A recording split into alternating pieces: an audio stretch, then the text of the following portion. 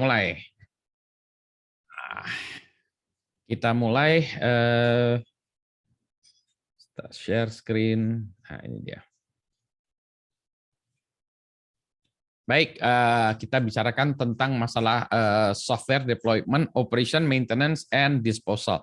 Sebagian-bagian dari akhir dari siklus ya pengembangan software. Jadi setelah pengembangan selesai, nah software mulai digunakan. Jadi kita ada UAT, user acceptance test sudah terkait tanda tangan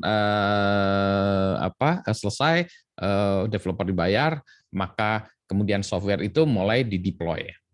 Nah biasanya ini kita bicara tentang masalah instalasi ya, deployment dari aplikasi itu tersebut. Biasanya kalau kita lihat dari kacamata security, ini terkait dengan kondisi yang ada di lapangan, yaitu bagaimana kita melakukan hardening dari sistem yang digunakan untuk menjalankan deployment, menjalankan aplikasi tersebut. Jadi ini kita bicara tentang infrastrukturnya juga ya. Jadi tidak terkait langsung terhadap aplikasinya, tapi biasanya terkait dengan aplikasinya, maksudnya dengan environment-nya ya. Jadi kita bicara tentang hardening ini ya. Kita bicara hardening. Ini biasanya itu ya tadi infrastruktur, server-servernya dan seterusnya. Bukan spesifik aplikasinya. Kemudian kalaupun ada kebijakan-kebijakan, nanti kita bicara tentang security policy-nya terhadap aplikasi gitu ya. Baru kita bicara tentang konfigurasi-konfigurasi lainnya. Sekarang kita bicara karena, kenapa ini jadi masalah? Karena pada pengembangan ya keamanan sering tidak dilihat dulu atau bahkan dikurangi ya. Misalnya, semua port dibuka segala macam gitu ya. Dari sisi hostnya ya, hostnya. Karena nanti harus menggunakan account tertentu, pokoknya dikurangilah semuanya ya. Yang penting aplikasinya jalan dulu. Ya. Nah, berarti nanti kita akan berbicara tentang host ya, di mana sistem itu akan dipasang, aplikasi tersebut akan dipasang. Ya.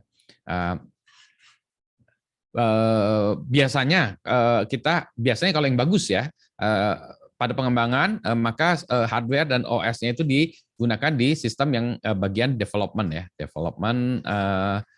Nah setelah selesai, oke, maka kita pindahkan ini ke production ya, production. Nah meskipun in teori development dan production ini bisa sama, tapi seringkali kita dapati mesin di production dan development berbeda ya konfigurasinya.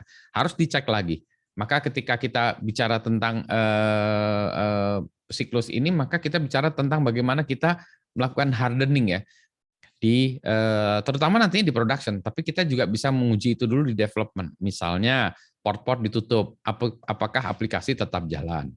User-user yang tidak diperlukan di delete ya, dihapus, di remove. Apakah aplikasi tetap jalan ya? Ini kita cek dulu di development. Dan nanti sesudah itu dicek udah beres semua, baru nanti kita pindahkan aplikasi ke production. Nah, ini harus diulang lagi ya. Konfigurasinya dicek lagi gitu. Jadi ini harus dicek lagi ya. Ini semuanya jadi itu ya. Nah, yang perlu kita lakukan adalah bahwa ini sebenarnya memang di luar software security, ini biasanya terkait dengan infra ya, kita sebutnya infranya, infrastrukturnya gitu ya. Tapi ini juga karena masih bagian dari softwarenya, jadi kalau ada softwarenya diletakkan di atas ini ya, ini aplikasinya gitu ya, di atas kan infranya, nah infranya kalau berantakan juga ya semuanya secara totalnya akan berantakan semua gitu ya. Meskipun yang aplikasinya sudah cek, infranya nggak beres. Atau sebaliknya gitu kan, infranya beres, aplikasinya nggak beres gitu ya. Jadi nantinya kan akan jadi satu kesatuan gitu. Nah, si infranya tadi ini harus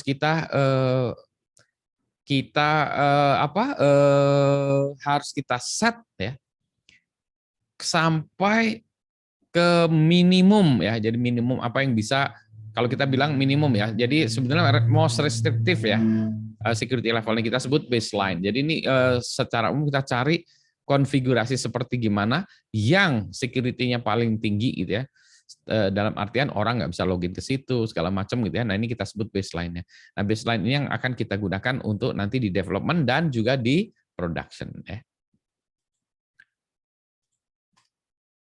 Nah, sekarang kita bicara tentang hardening dari hardware dan OS-nya. yang kadang kita menggunakan sistem yang tersedia adalah OS yang sudah kadaluarsa. Ya, misalnya kalau sekarang Windows 11 sudah ada, masih menggunakan Windows 10 gitu ya. Tapi ini juga kadang-kadang memang menjadi masalah. Misalnya ada device-device tertentu yang OS-nya tidak mendukung lagi. Kayak Windows 11 kan dia juga membutuhkan hardware tertentu ya, yang dia dicek ini hardware-nya tidak mendukung hal tertentu, maka OS-nya nggak dipasang. Kayak di di Macintosh juga begitu ya. Untuk hardware-hardware yang arsitekturnya lama tidak didukung oleh OS versi terbaru gitu ya. Padahal di OS versi lama ini ada lubang keamanan. Jadi ada security hole di OS yang lama. Nah, gimana caranya gitu ya? Kita terpaksa harus harus kita bereskan juga gitu ya. Nah, gimana caranya gitu? Nah, sebentar dulu saya ini dulu exit dulu ya ini. Oke. Jadi OS ini ada OS lama ada masalah, mau di-upgrade nggak bisa karena hardware-nya tidak mendukung. Nah, itu jadi gitu ya. Jadi di sisi lain kalau hardware-nya kita upgrade juga bisa melambat ke software-software yang lain ya. Jadi misalnya kita mau upgrade OS-nya, ya OS-nya mau kita upgrade, oh oke, hardware-nya harus di-upgrade, oke kita beli hardware yang baru. OS-nya di-upgrade ternyata library-nya harus di-upgrade juga, atau database-nya harus di-upgrade, oke database-nya harus di-upgrade. Database di-upgrade, di atasnya maka library database-nya sendiri harus di-upgrade, misalnya ERP-nya, CRM-nya harus di-upgrade.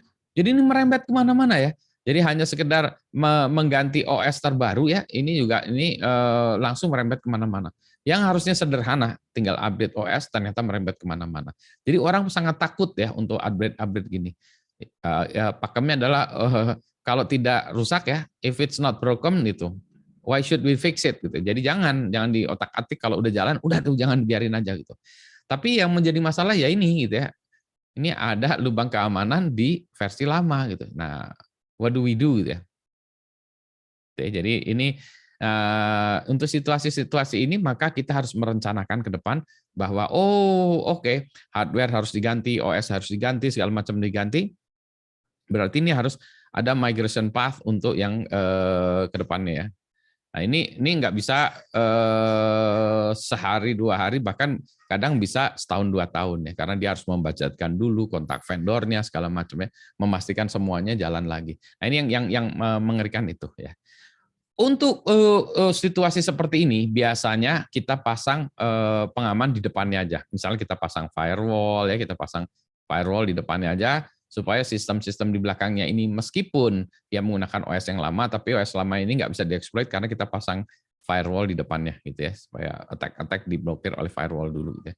Jadi ini solusi sementara temporary sampai kita bisa upgrade OS-nya dan aplikasi di belakangnya ya. Nah, ini juga sama, ada lagi kasus yang lain adalah OS-nya ada, belum ada versi baru, tetapi belum ada, ada service pack atau patch yang belum dipasang, gitu ya. Nah, ini kita bingung, misalnya ada OS, dikembangkan aplikasi di atasnya, OS masih jalan, terus jalan-jalan, tiba-tiba ada service pack dan patch terbaru. Kalau service pack dan patch-nya itu tidak relevan, artinya tidak signifikan terhadap aplikasi, biasanya dicuekin dulu, ya udah ini cuma apa ya, misalnya memperbaiki printer driver atau apa ya, biarin aja lah ya. Jadi ini ya. Nah, pada saat pengembangan juga biasanya service pack atau patch ini tidak dipasang karena orang lagi sibuk mengembangkan ya. Dan juga dia belum tahu juga efeknya terhadap aplikasi.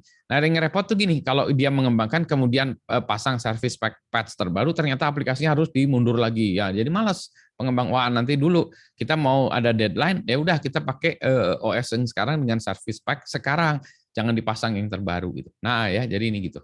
Sehingga ini dilepas dulu ya, diselesaikan dulu aplikasinya, setelah selesai baru service pack atau patch dipasang gitu ya. Nah, tapi ini harus dicek lagi ya. Setelah service pack atau patch dipasang, apakah software-nya masih tetap jalan? Nah, ini jadi pengujian harus diulang lagi setelah service pack patch dipasang. Jadi ini yang bingung ini ya, diuji lagi nih masalah functionality ya, biasanya bukan functionality ya, bukan masalah security-nya ya. Apakah software masih jalan nggak di service pack atau patch terbaru. Ya. Jadi ini yang susah ya. Kadang kita harus ngecek dulu, misalnya kita punya aplikasi sudah jalan ya, ini udah selesai lah ya, udah selesai aplikasinya, kemudian udah jalan, tapi ada service pack atau patch terbaru. Berarti ini harus kita pasang di mesin lain dulu, di mesin testing dulu ya, mesin development dulu, OS yang tadi kita patch dulu, kita pasang service pack-nya, kemudian kita jalankan aplikasinya. Nah, yang repot adalah kalau sistem development juga digunakan untuk production. Nah, ini repot ya. Karena itu di mesin yang sama. Nah, ngeri kalau misalnya ternyata dipasang nggak bisa jalan aplikasinya. Mau mundur lagi udah susah gitu ya, udah susah. Nah, itu ada kejadian-kejadian seperti itu. Jadi ya, hardening hardware dan OS ini memang kalau dari segi kacamata security harus dilakukan, tetapi ini harus dilakukan dengan secara hati-hati ya, secara hati-hati. Jadi nggak bisa misalnya hasil aplikasi atau evaluasi menunjukkan bahwa service pack dan patch harus dipasang. Udah, dari kacamata security gitu aja, nggak mau tahu gitu ya. Karena ini bisa merembet kemana-mana ya. Jadi itu itulah sebabnya yang jalanin security juga harus punya empati juga ya, gimana caranya dengan kasus-kasus seperti ini. Ya. Dan ini sering terjadi ya, sering terjadi. Berikutnya lagi, nah ini biasanya kalau tadi berat, kalau yang ini biasanya sih tidak terlalu berat ya, tetapi memang biasanya masalah ketelodaran aja. Misalnya service yang tidak digunakan harus dimatikan. Misalnya pengembangan semua dibuka ya. Misalnya untuk transfer file, FTP-nya dibuka, SSH dibuka, segala macam ya. Nah setelah selesai maka ini harus ditutup ya. Atau dikonfigur secara beda. Kenapa? Karena dia bisa digunakan sebagai backdoor ya. Seringkali ini kalau kelupaan ini dijadikan backdoor. Apalagi kalau di sini selain ini juga ada remote desktop, misalnya di sini ada remote desktop team viewer atau no machine ya, remote desktop ada juga. Nah ini juga yang sering kelupaan sih remote desktopnya, habis update segala macam, habis development, ini lupa dimatiin ya. Nah orang attack-nya adalah melalui jalur-jalur ini. Ya ini.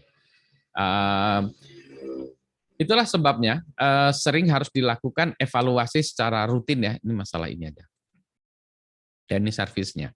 Kemudian yang berikutnya adalah default accounts ya. Default accounts dan account bawaan ini masih ada ya. Kadang bahkan digunakan di dalam aplikasi ya. Nah, ini yang ini adalah satu yang tidak boleh terjadi.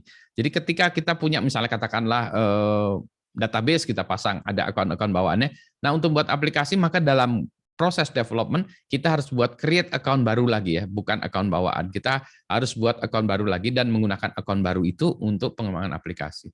Jadi misalnya kalau dulu Microsoft SQL Server itu ada SE ya, account SE. Nah, ini harusnya diganti ya, adminnya ganti lain dan SE tidak boleh digunakan dalam aplikasi ya. Nggak boleh. Harus buat account baru. Sama Oracle juga gitu ya, Microsoft MariaDB juga sama ya. Jadi ini adalah proses-proses tentang hardening OS dan hardware dan OS. Ada pertanyaan dulu sebelum kita pindah ke hardening software-nya?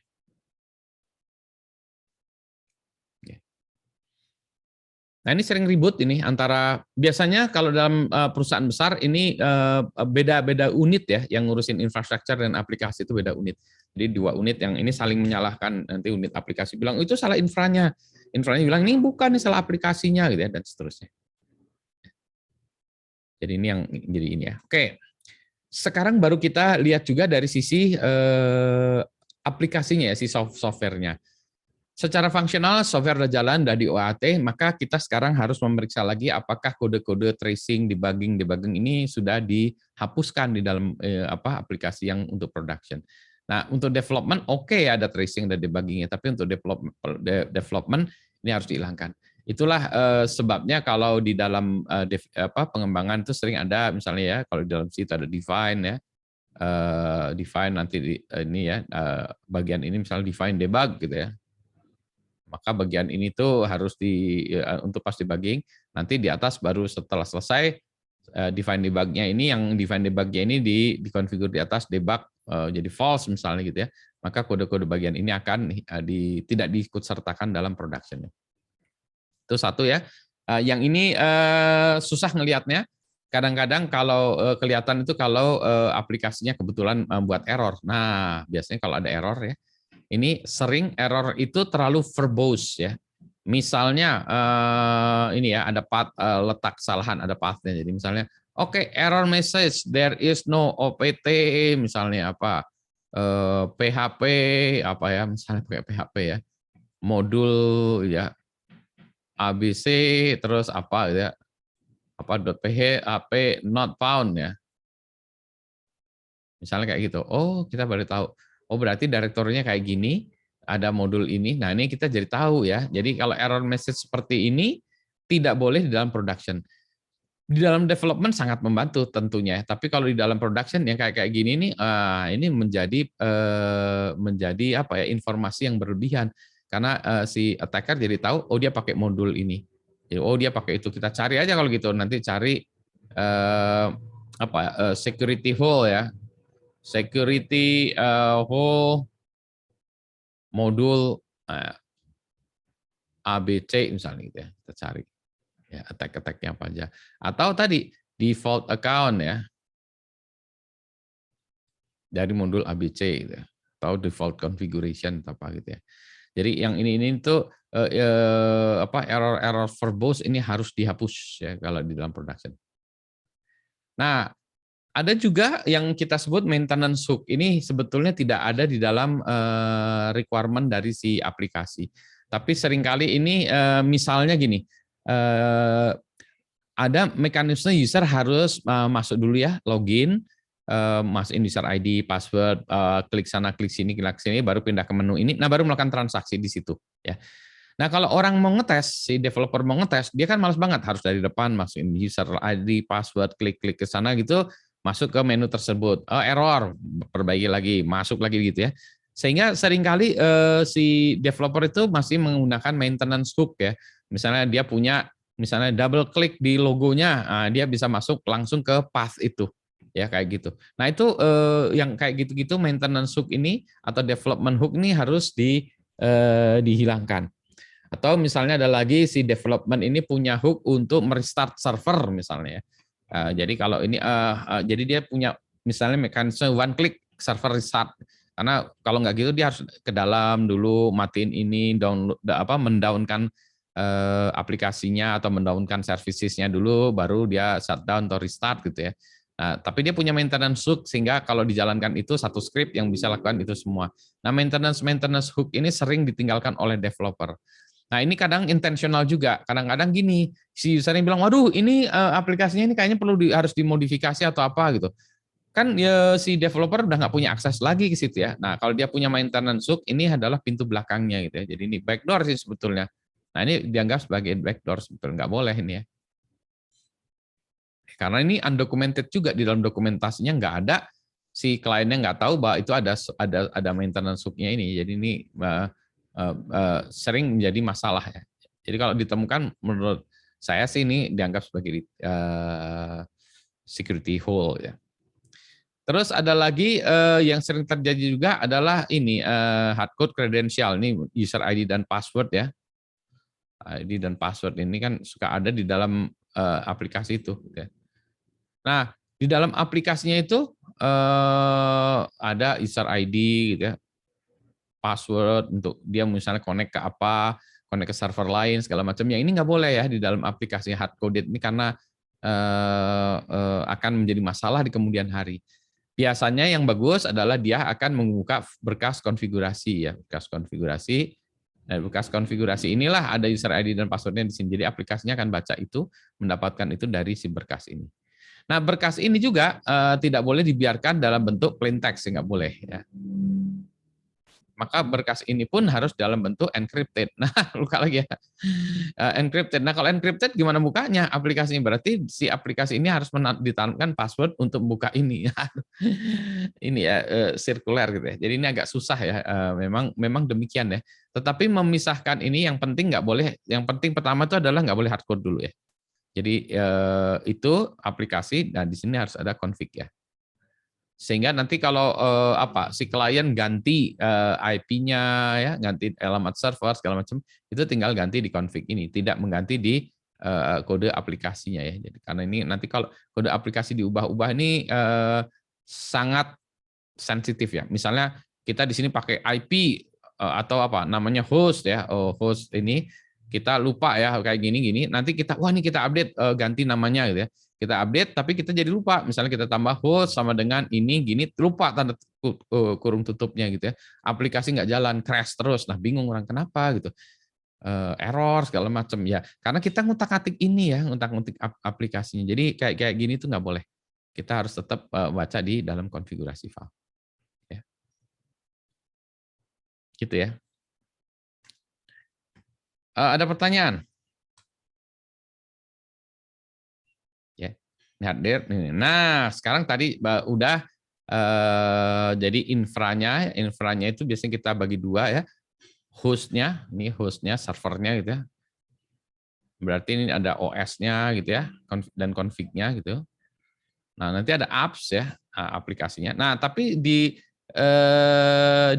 sebelum ini ya, infra, ini ada satu lagi yang kita sebut infra juga, di sini adalah LAN-nya ya, jaringan. Terus ada ini kita sebut namanya security devices ya. Devices-nya ya. Jadi kalau di sini nanti ada satu lagi app-nya ya. Nah, jadi kalau kita bisa bicara ini semuanya berarti ini adalah urusan network security ya. Jadi bukan software security. Bagaimana melakukan segmentasi LAN-nya ya. Jadi ini kalau ini terkait dengan ini ya. Yang tadi sebelumnya ini kalau sekarang kita bicara ini LAN-nya, akses kontrolnya segala macam. Nah, kemudian juga ada yang perimeter defenses-nya ini ada firewall, IDS, IPS, kalau ada juga yang application-nya WAF segala macam ya. Jadi ini kita sebut security devices ya.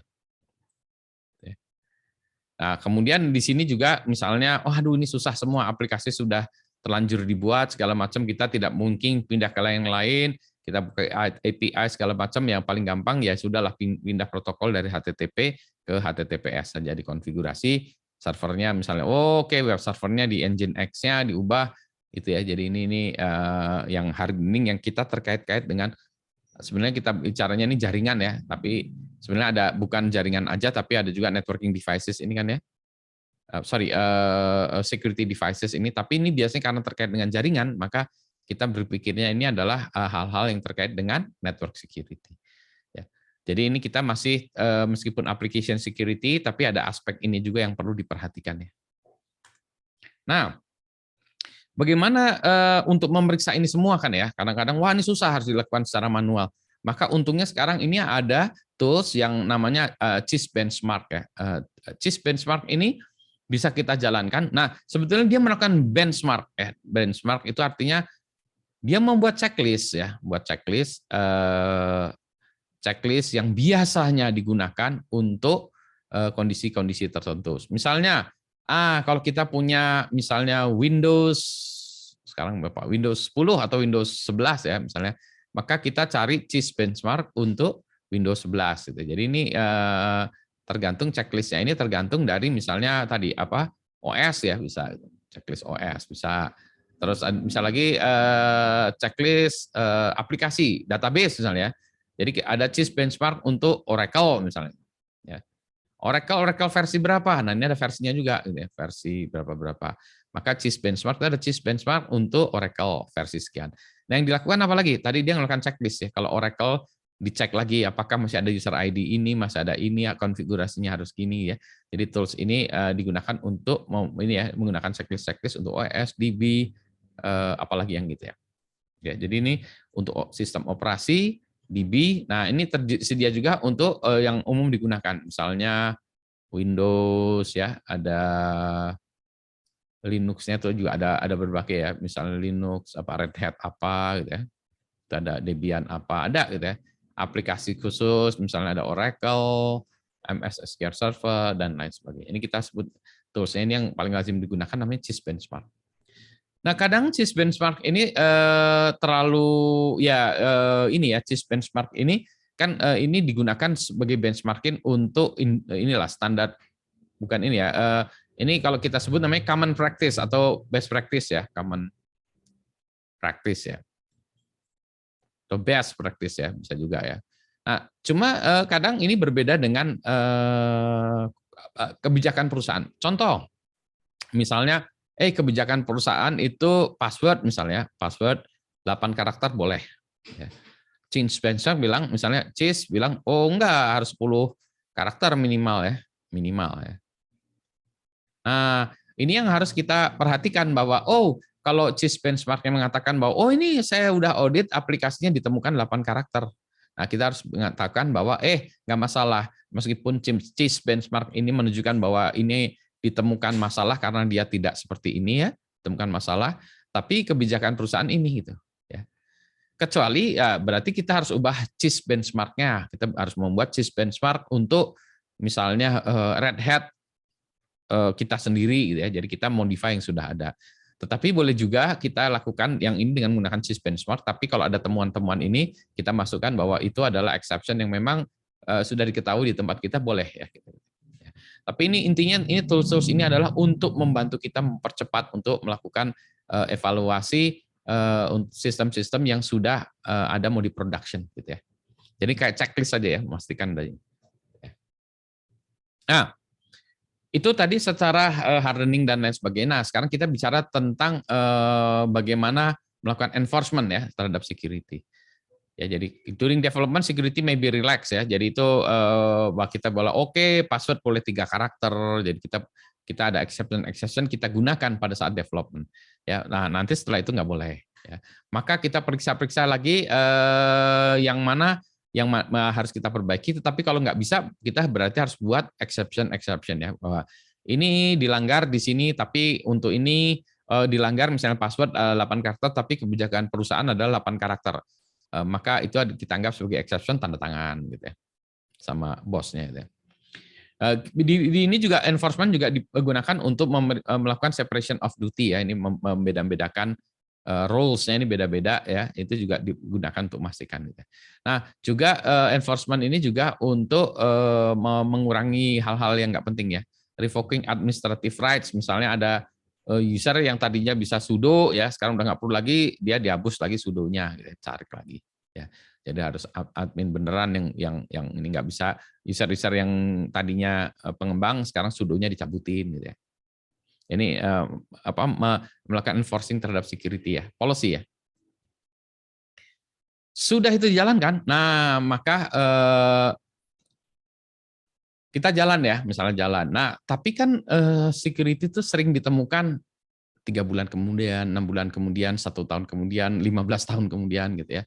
Jadi protection implemented at deployment ya may not be enough over time. Nah, itulah misalnya tadi ya udah kadaluarsa segala macam, maka memang harus ada regular security evaluation ya. Nah, ini yang susahnya melakukan ini karena orang merasa bahkan dulu udah dicek ya dulu gitu ya. Jadi ini masalah operation seperti itu ya. Nah, maintenance juga harus kita siapkan. Update atau newer version must be prepared ya. Nah, ini juga kita harus misalkan, kalau ada newer version berarti jangan langsung main pasang. Kita harus lihat dulu ya security-nya. Karena boleh jadi newer version ini lebih bagus fiturnya, security-nya lebih rendah. Bisa jadi gitu ya. Nah, itu yang harus mesti kita pisah juga. Bahwa update itu tidak sekedar pasang gitu aja ya, jalan gitu ya. Tapi juga security-nya harus dicek ulang. Nah, itu malesnya gitu ya. Nah, di dalam operasionalnya, maka kita punya mekanisme yang kita buat kendali ya. Karena kalau kita bilang ya tadi dalam aplikasinya memang sudah ditanamkan protection ya, control dalam aplikasinya ya. Masih ingat kan ya, kita ada requirement, kemudian design. Nah, desain itu bentuknya kontrol di dalam aplikasinya. Nah, tetapi ini sekarang kita udah itu untuk jalan ya, operasional, Mbak. Berarti kita harus menyiapkan apa-apa yang bisa kita lakukan. Ini aplikasinya udah jalan. Maka ini ada beberapa checklist atau teori ya.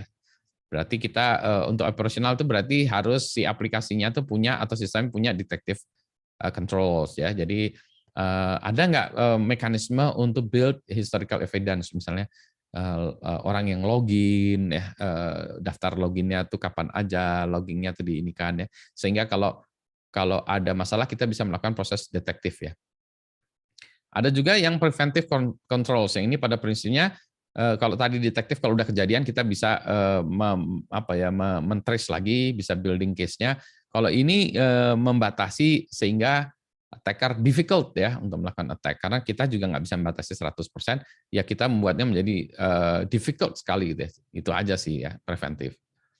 Kalau deterrent ini beda lagi. Kalau deterrent itu membuat attacker jadi takut ya. Misalnya kita bilang di dalam website kita bahwa website ini under surveillance. Itu kayak toko ya.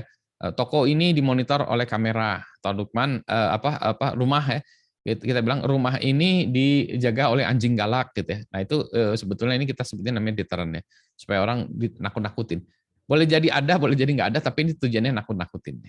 Misalnya ini sesuai dengan perjanjian yang ini ya, perjanjiannya kita buat, kalau Anda menggunakan ini melakukan attack, maka Anda kena penalti atau masuk sidang segala macam. Jadi ini nakut-nakutin ya, sehingga orang tidak melakukannya ya.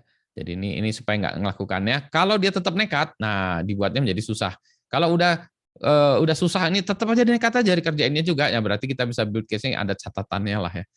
Ya, kejadiannya sudah terjadi, tapi bisa kita buat evidence. Kalau itu sudah terjadi, maka kita juga ada mekanisme untuk corrective controls. Bagaimana kalau ini ada problem, maka gimana kita memperbaikinya? Gitu. Misalnya, oke, kita pasang firewall di depannya, kita ganti user roles-nya, dan lain sebagainya. Gitu ya. Yang kalau gini, yang ini ya, compensating controls, ini kalau secara teknis kita nggak bisa apa-apa. Ya, gimana ya, berarti kita harus melakukan kompensasi ya. Misalnya kalau contoh yang bukan security ya, kayak orang misalnya kalau naik elevator ya di hotel-hotel atau di gedung-gedung tinggi itu kan elevatornya lama gitu ya. Wah, gimana kita nggak bisa mempercepat elevatornya, karena kalau liftnya itu kita percepat ya, lift atau elevator kita percepat, mungkin orangnya mual ya, pusing, nah itu, dizzy segala macam. Berarti gimana dong? Nah, kalau di lift, misalnya orang nunggu elevator dikasih, atau di nunggu lift ya, dikasih TV supaya dia bisa ngeliat TV, itu compensating sebetulnya. Ya kita nggak bisa memecahkan masalahnya gitu, tapi kita compensate sehingga orang itu tidak merasa. Gitu. Ini juga gitu ya, compensating control itu bisa jadi juga misalnya transaction system.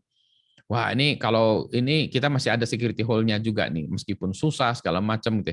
Ya sudah, kalau gitu maksimum transaksi per hari 1 juta rupiah. Nah itu ya ini adalah compensating ya, sehingga kalaupun kita kena attack 1 juta rupiah lah.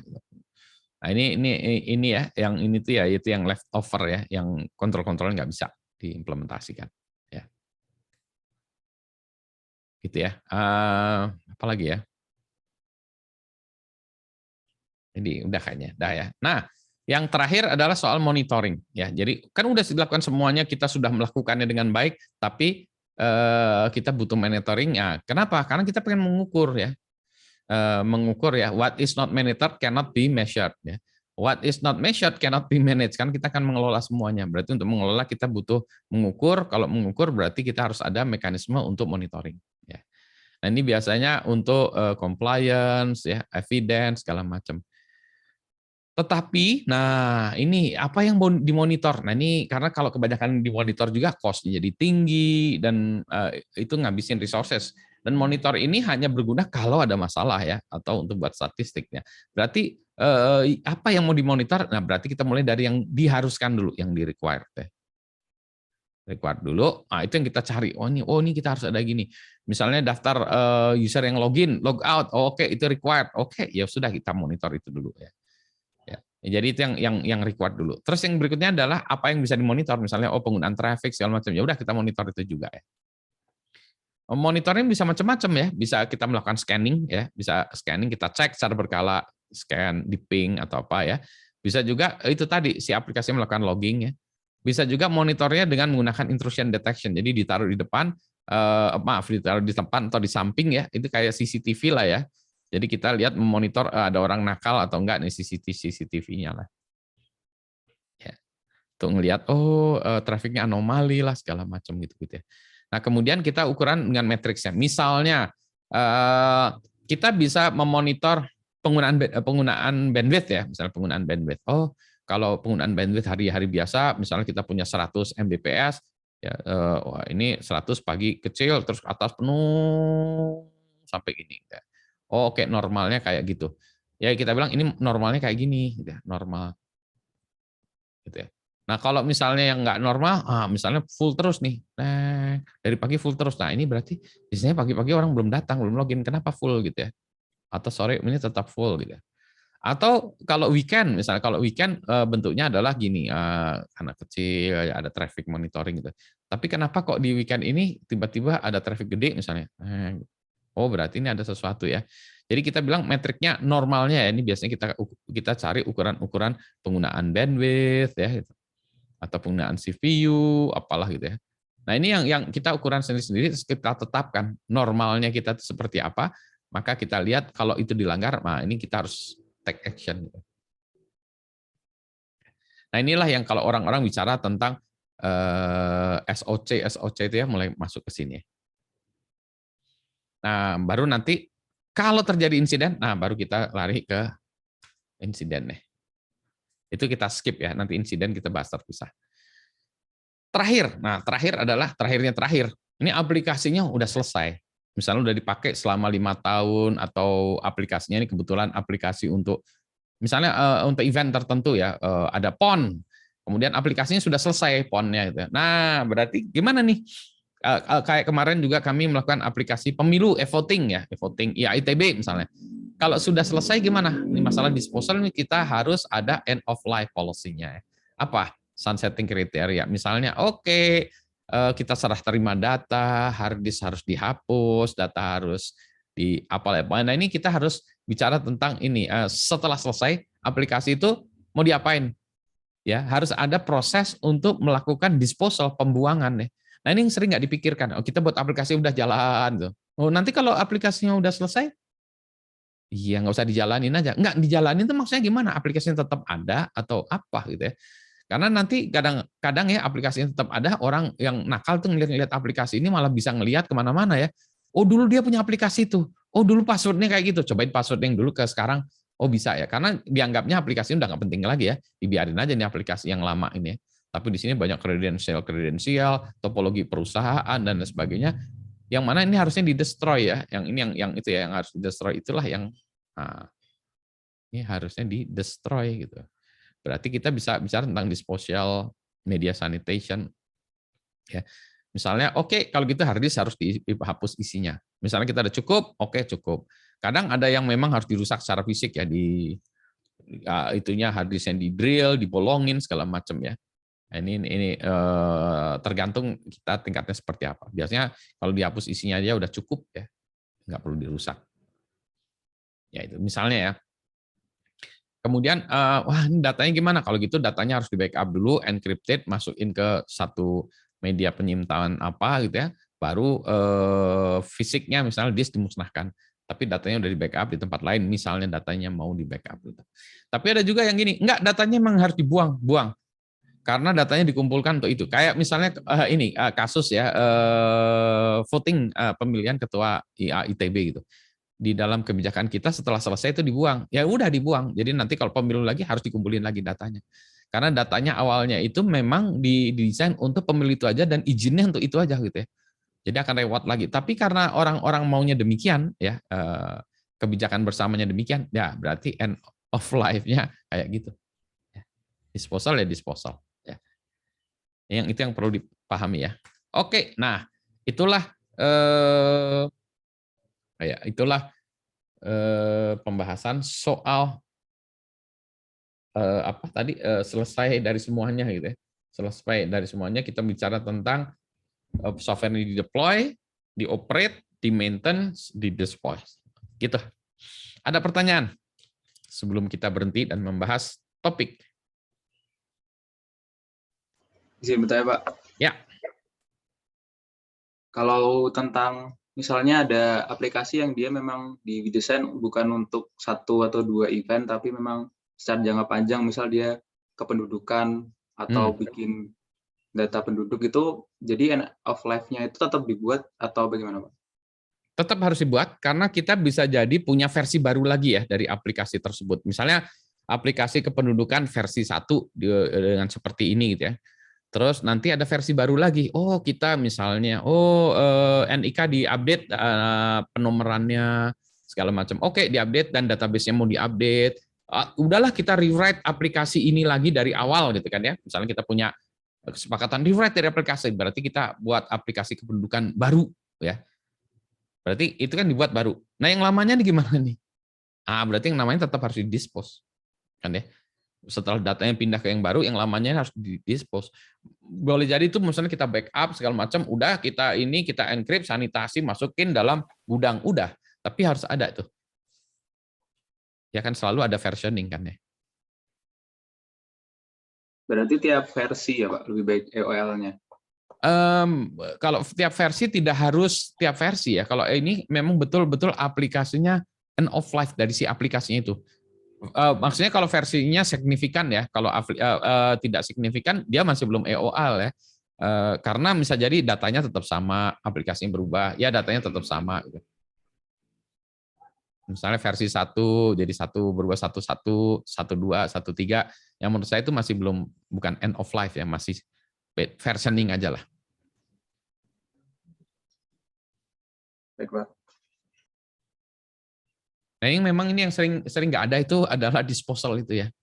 Disposal. Jadi kita harus mulai mikirkan, oh iya, seringkali memang orang buat aplikasi untuk jangka panjang. Misalnya aplikasi reservation hotel gitu kan ya, itu biasanya pengen banyak. Reservasi pesawat terbang, itu masih menggunakan aplikasi tahun 70-an loh. Itu udah 50 tahun, bayangin. Aplikasinya 50 tahun gitu. Berarti itu kan udah benar-benar tua ya aplikasinya, masih pakai mainframe, kode-kodenya masih ini. Nah, contoh di situ dalam itu misalnya tanggal lahir itu masih pakai 2 digit ya. Jadi gimana dong dengan tanggal lahir 2 digit ini kan? Berarti yang lama kita buatkan field baru lagi lah, tanggal lahir lagi. Yang lama dibiarin aja gitu. Nah, itu tambal sulam, tapi aplikasinya masih jalan sampai sekarang. Belum end of life.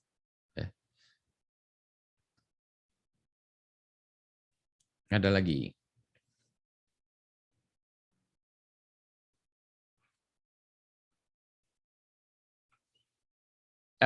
Aplikasi end of life juga bisa karena teknologinya berubah ya. Karena dulunya mungkin client server, kemudian orang berubah menjadi web based, kemudian sekarang menjadi mobile application yang web based-nya nggak kepake, kan itu bisa juga ya, karena perubahan teknologi maka aplikasi berubah juga, bisa jadi.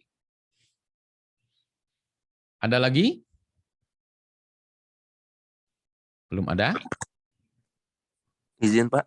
Ya, silakan. Kalau misalkan hardening di sisi OS gitu, kan misalkan OS-nya update nanti, misalkan aplikasi juga harus diupdate, cuma kan ada beberapa ini misalkan aplikasinya pakai package orang, nah ternyata yang bermasalah itu package orangnya gitu. Itu solusinya kalau seperti itu gimana ya Pak? Apa nge-clone diedit sendiri atau gimana gitu? Seringkali yang kayak gitu nggak bisa ya, nggak bisa. Jadi misalnya saya pakai library-nya seseorang atau sebuah perusahaan gitu ya, OS di-upgrade, bisa di-upgrade, aplikasi ini bisa di-upgrade, tapi library itunya nggak bisa karena nggak ada upgrade-nya misalnya gitu kan ya. Nah, barulah orang bingung. Oke, kalau gitu untuk versi yang sekarang kita stay pakai itu, maka orang buat versi berikutnya ya, yang mana tidak menggunakan library itu lagi. Gitu ya. Karena misalnya library-nya itu udah lama, membutuhkan library lain yang nggak bisa lagi, berarti kita harus ada versioning lagi, baru lagi. Nah, itulah sebabnya kadang-kadang kita perlu punya kontrak dengan vendor untuk maintenance tadi, untuk upgrade yang hal seperti itu. Ya. Itu banyak terjadi. Contoh ini ada aplikasi yang masih menggunakan Java versi lama. Saya lupa lah versinya sekarang berapa ya. Jadi dia nggak pakai Java yang terbaru. Kenapa? Karena yang terbaru itu cara manggil library-nya beda lagi. Jadi aplikasi ini harus di go through ya, harus diubah semuanya. Orang-orang bilang, wah udahlah kita pakai Java versi 6 aja stick di situ. Nah, gimana kalau kayak gitu kan ya? Ya berarti kita stay di situ. Nah, berarti kita harus merencanakan versi baru yang menggunakan versi yang terakhir ya. Berarti itu rewrite ya. Kalau vendornya udah nggak ada gimana? Atau vendornya baru lagi, berarti kan harus repotnya tuh ya.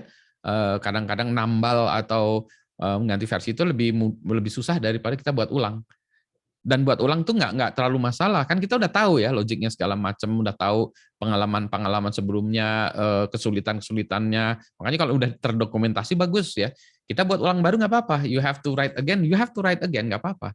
Tapi kan kita dengan pemahaman kita yang kita udah lebih pinter dulu. Oh, kalau dulu nggak boleh digituin karena kalau gini itu jadi lambat segala macam. Maka kita sekarang diginiin ya. Gitu. Itu banyak kejadian kayak tadi ya, yang disebut library-nya nggak jalan. Tapi solusinya nggak gampang. Ada lagi? Ini sampai sekarang nih kita menghadapi klien-klien yang kayak gitu. Ya. Ya. Tidak ada? Oke ya. Kalau tidak ada, topik ini kita tutup.